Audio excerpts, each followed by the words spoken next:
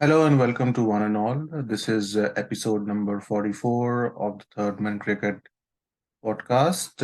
And as promised at the end of the last episode, we're going to do a good and a quick review of the Pakistan Super League that just ended, followed by a quick snippet into the just concluded Pakistan Afghanistan T20 series that was held in Sharjah as well. My podcast partner Ravi is here with me. Hope you're doing fine, Ravi. Oh yes, all good, Baya. That's nice to hear. So we'll start off with the Pakistan Super League. It was the eighth season of that league that has grown by leaps and bounds during the course of these 8 years, from being organized in the UAE to holding some matches in Pakistan to holding the entire league in Pakistan and the place where it ought to be held, and to give some riveting cricketing action to the people of Pakistan who have been deprived of cricket for close to a decade.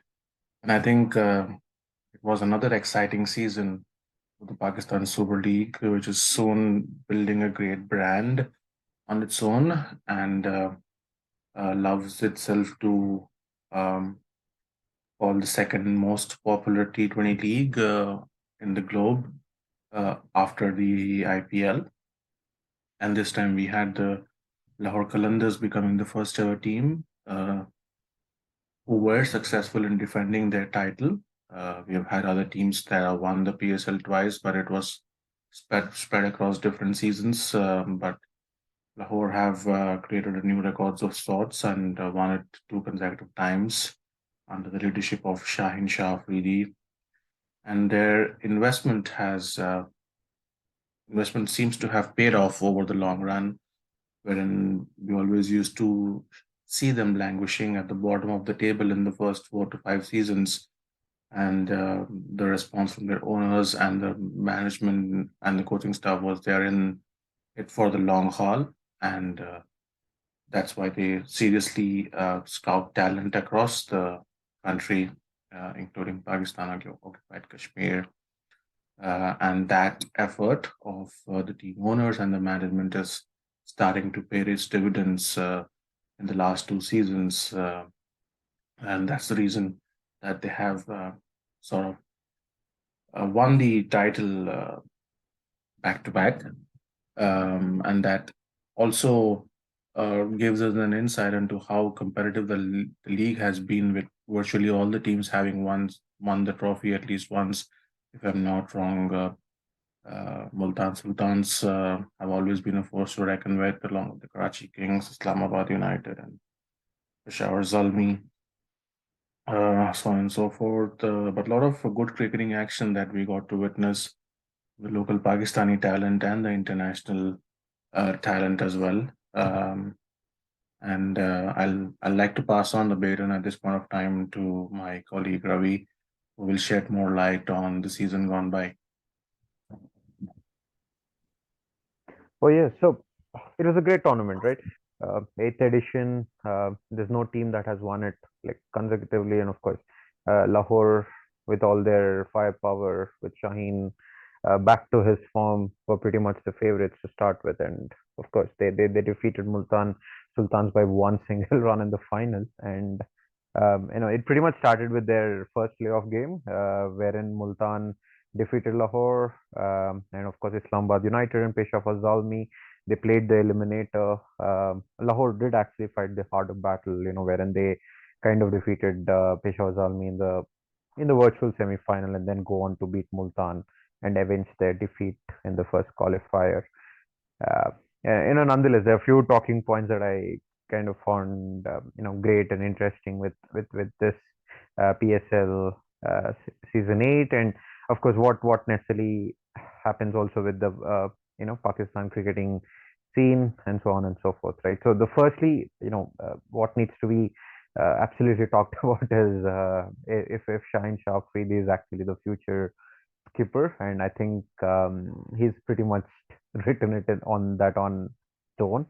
His economic spell and lethal death bowling were really vital in that, in securing a one-run victory against Qalandars, for the Qalandars against Multan Sultans, and 19 wickets overall, and including the man of the match in the finale with that amazing 44 of 15. Right? I mean, he kind of promoted himself. He stopped the other batsmen from going, and then said, "Okay, I'm going to take care of this," and then went on to score 44 of 15, which eventually Lahore Qalandars win by 1 run. Also, the 4 for 51 in the finale, wherein he I think he got Kyron Pollard and Tim David. And of course, there's a lot of credit that Rashid also deserves for his, I believe, 2 for 26 in the 4 overs, defending 200s, which is a great feat. Yeah. Some other stars that we should necessarily be talking about is, I'll say, of course, Rashid Khan with his 20 wickets at average of about 14 for Lahore Qalandars. Constantly took those breakthrough wickets, which pretty much helped them get those victories, especially in those crunch playoff games. I really enjoyed watching Usama Mir. Those 3 wickets in the finale, and also did especially well. Overall in the tournament as well. I think he picked about 17 wickets at around 2021 average, which is a great feat.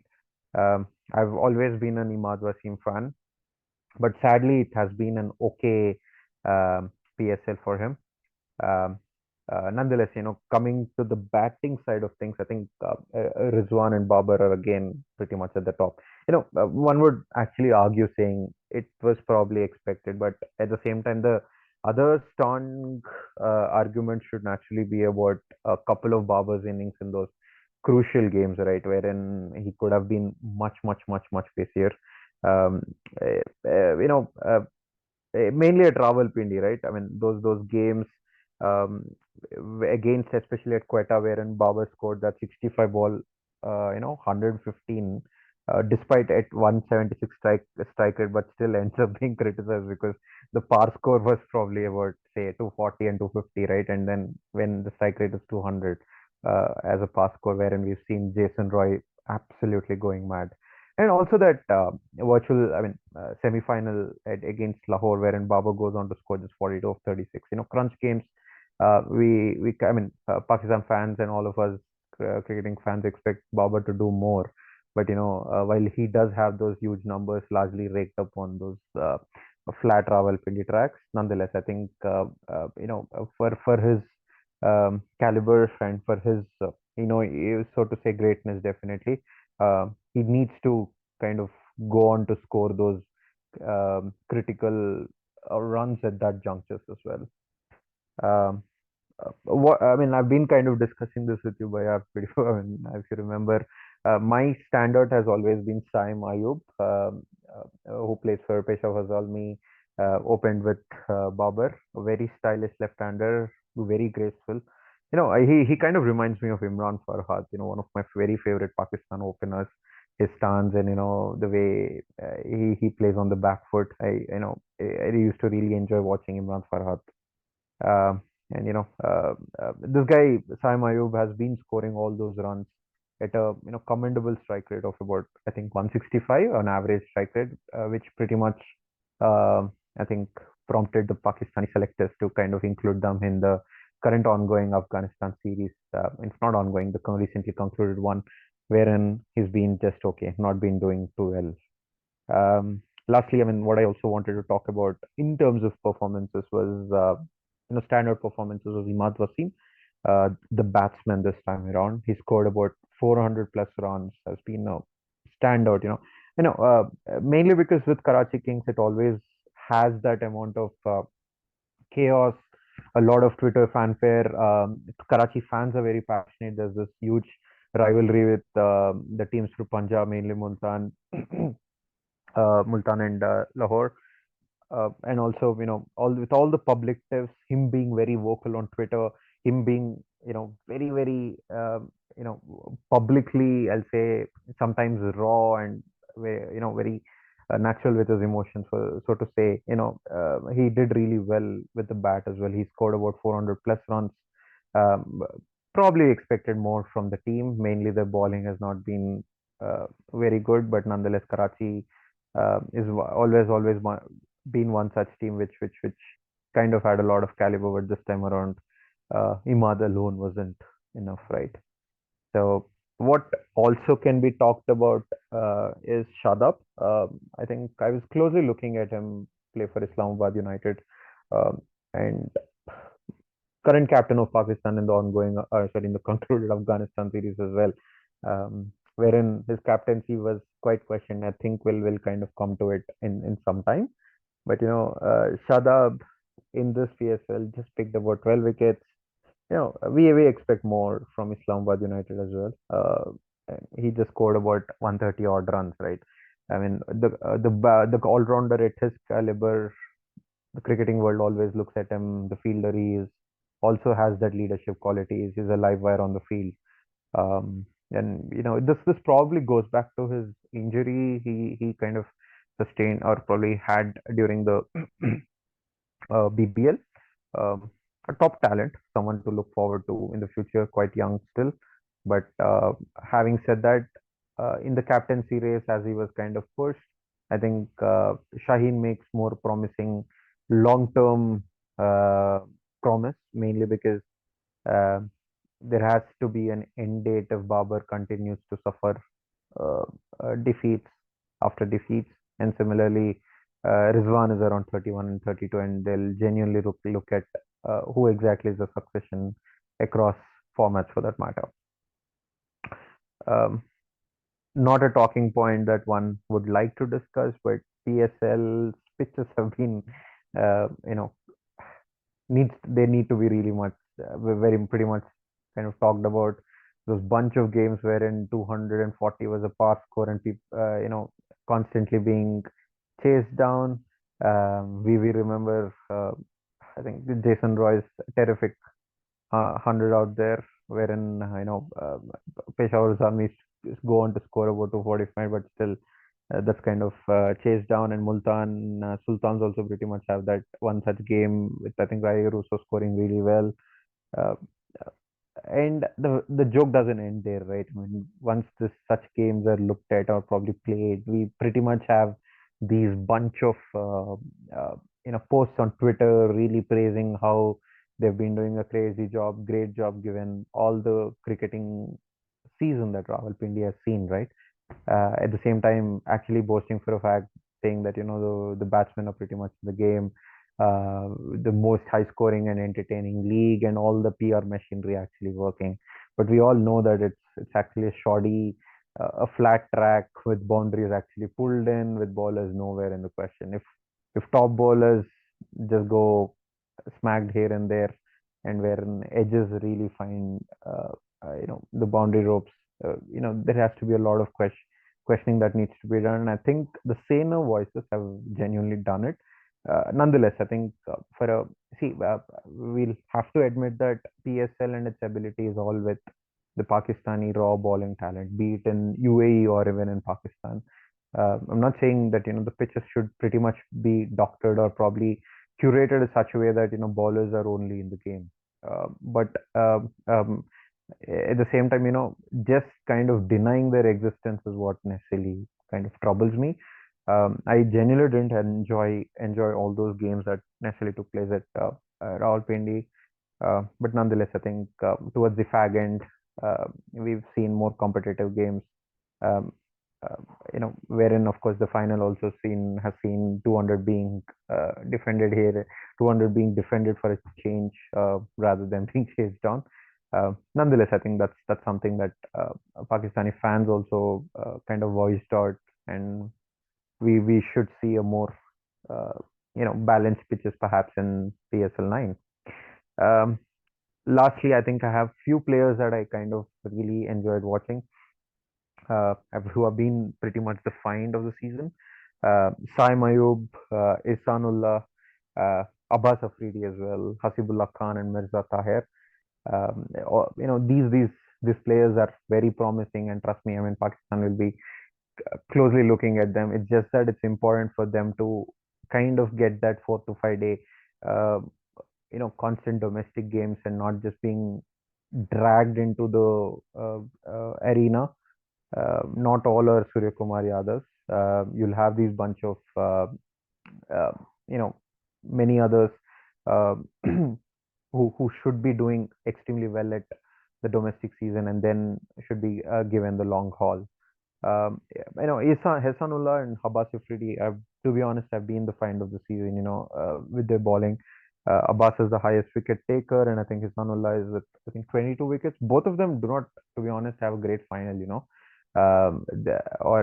If one of them had a good final, probably, there would have been a bigger parity, or probably the highest wicket taker would have been someone else. But I think uh, both lads deserve praise. I think that's something that Pakistan will be really closely looking at and grooming their bowlers. So overall, I think that's my thoughts on PSL season 8, and just looking forward um, to the Asia Cup also that's going to be held in Pakistan supposedly. You never know what's the situation out there with all the drama on the ground, off the ground, between the boards, between the governments, and so on and so forth. But yeah, would be great to see some amount of cricketing action and a well-functioning Pakistani domestic cricket and a well-functioning T20 league cricket is very important for the whole world to see. So yep, that's pretty much my thoughts on PSL. But yeah, Thank you very much for those great insights into the PSL season, Ravi. I think it's developing into a great league, and I think one point where they can certainly improve is attracting more amount of current international stars that we see um, plying their trade in the IPL or the other leagues. Because now we are just seeing those international players mostly who are in the sunset of their careers or who have already retired.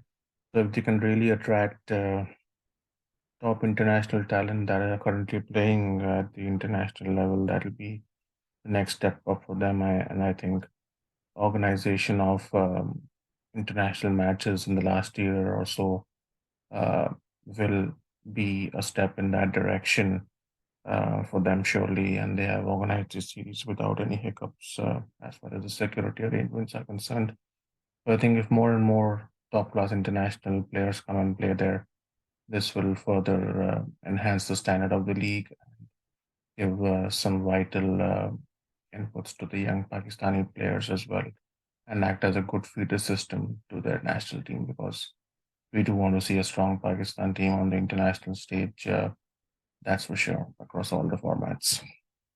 And with that, we can just move on and do a quick review of the Pakistan versus Afghanistan T20 series that just wrapped up today. All three matches were played in Sharjah, and what a historic series it has turned out to be for Afghanistan, where they have won their first ever T20 series against Pakistan. And we all are aware that how matches between these countries have been very close in the last 4 or 5 years, and they have a great rivalry that is brewing up that stems from the political stance that these two nations have against each other.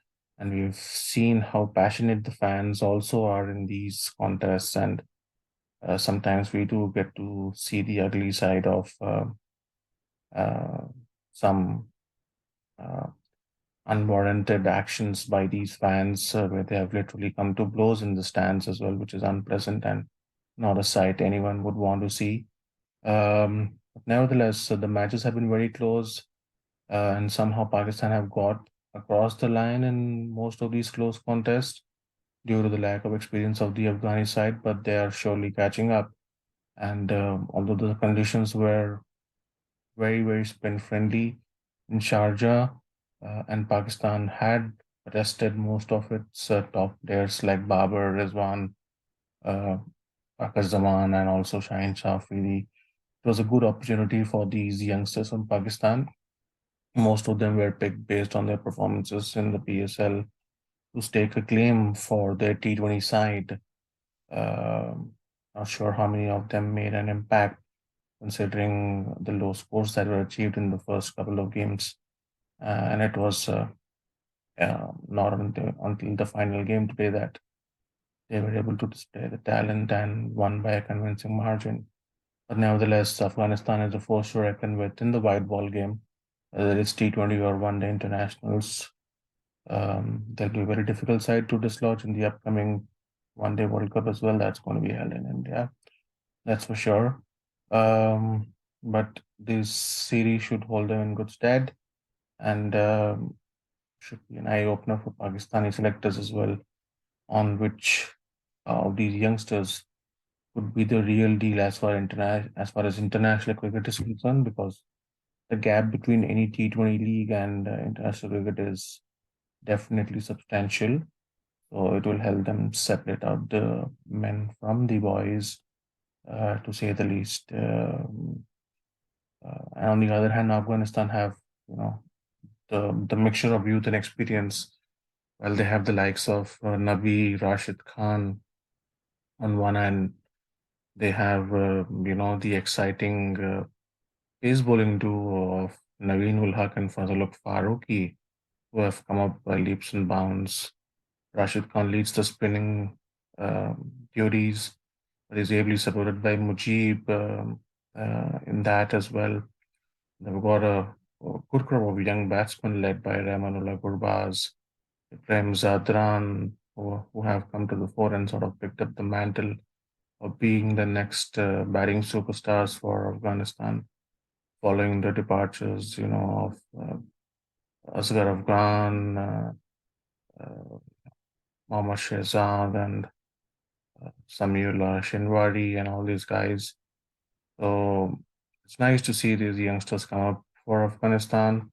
Hopefully, with the right kind of guidance and mentoring, they can definitely enhance their game and start challenging the top sides on a much more regular basis. I've always loved watching them because they play absolutely fearless cricket.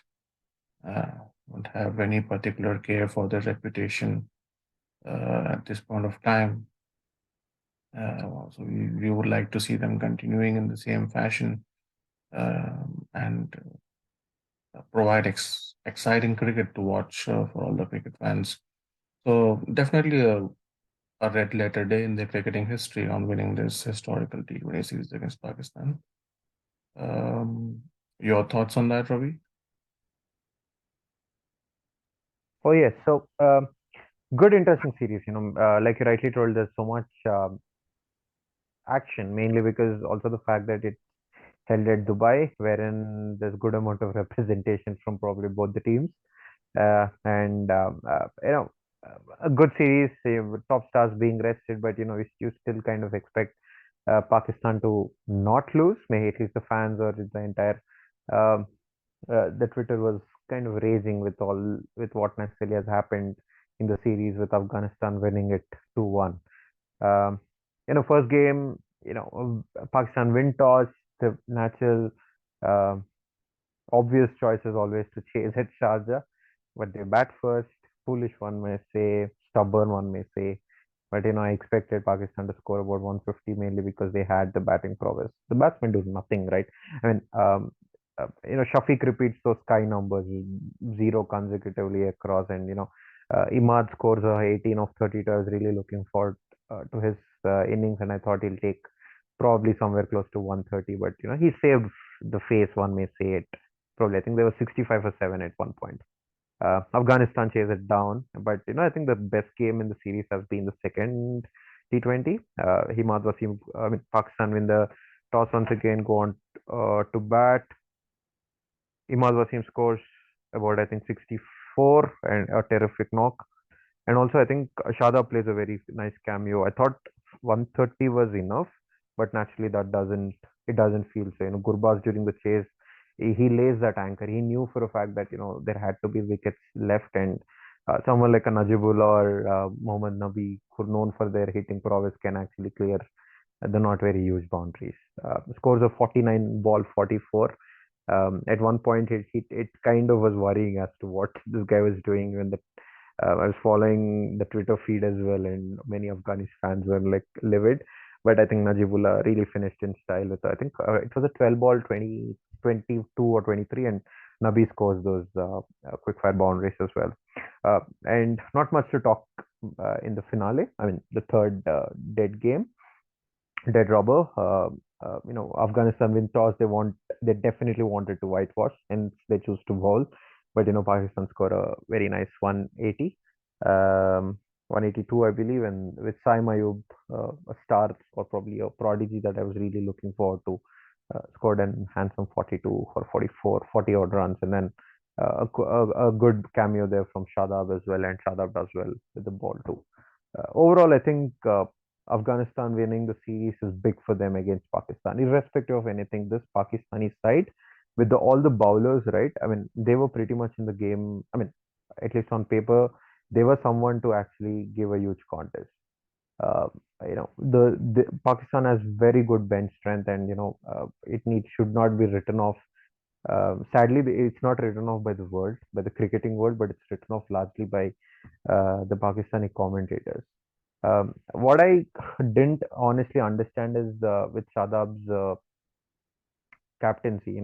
Right from toss to few bowling changes, I expected them to do more. I expected him to do more, but there has been some valid questions raised, and of course he's a young lad, but nonetheless, I mean, there has to be uh, more logic around uh,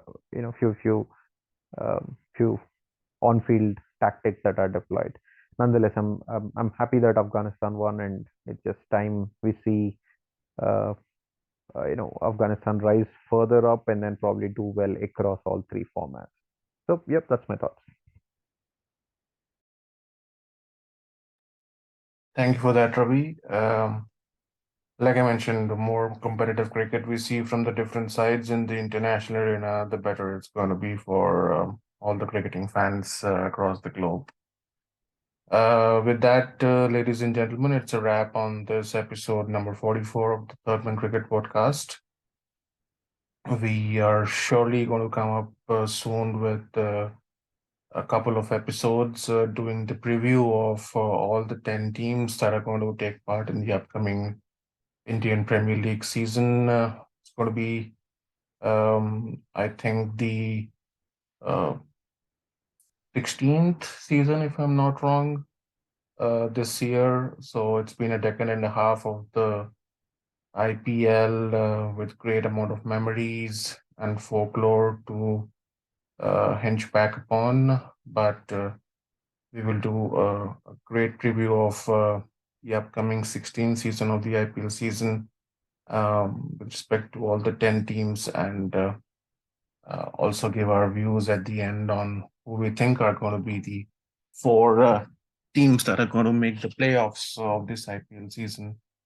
Um, we got it drastically wrong the last time, and we did not expect like Gujarat Titans to win the title all the way after the kind of auction that they had. But it again goes on to show that uh, Yeah. the Let's probably do two sets, maybe one which we feel will not happen and one which we feel will happen. I think one of them has more probability to get it, and that is the one which will not happen.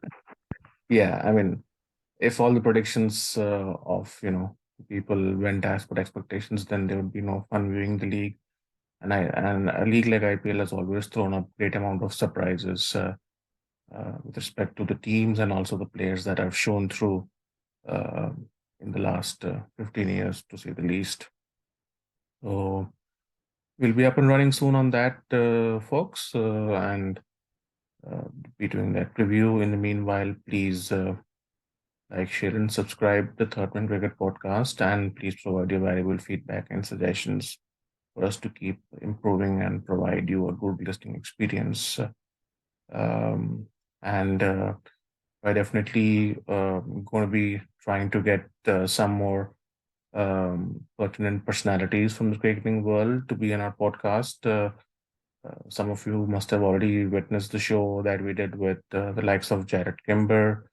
Would like to have your feedback on that as well. We're certainly in talks and in communication with some other people, esteemed journalists in that regard, and hopefully we can get them on board and get their uh, vital thoughts on the game and what they feel is going to be the road ahead for this glorious game.